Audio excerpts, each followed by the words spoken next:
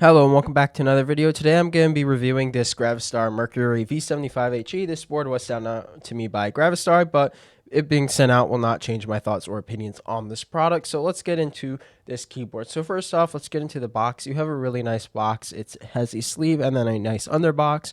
The unboxing overall is pretty premium. Inside the box, you get things like a keycap and switch puller, a keycap brush, 4 extra Gateron Jade Pro switches, a cable, and a microfiber cloth. Just all the accessories you will need for this keyboard.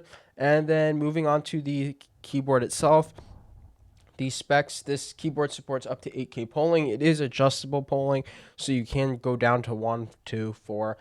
The rapid trigger it supports is 0.1 mm through 3.5 mm. There is also SOCD. But let's get into the case itself. So the case does have an aluminum frame.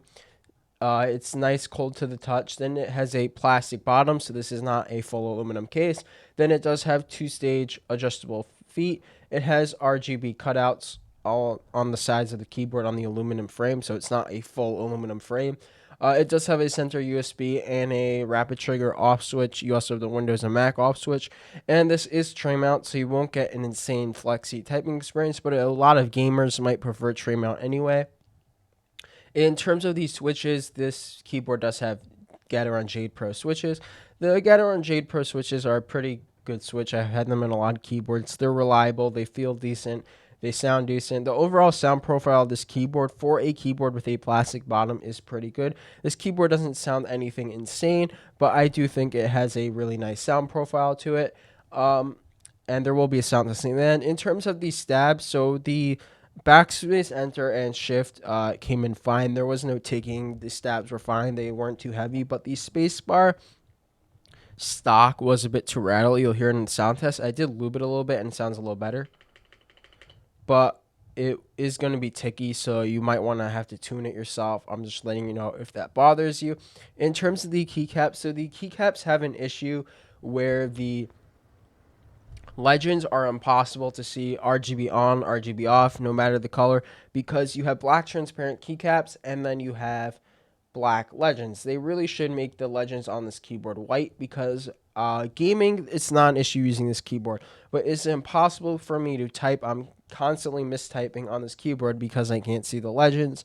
It will only be good for someone who touch types. The keycaps themselves are fine. They're not the most thick and premium keycaps, but they're decent quality. They're okay. They're acceptable.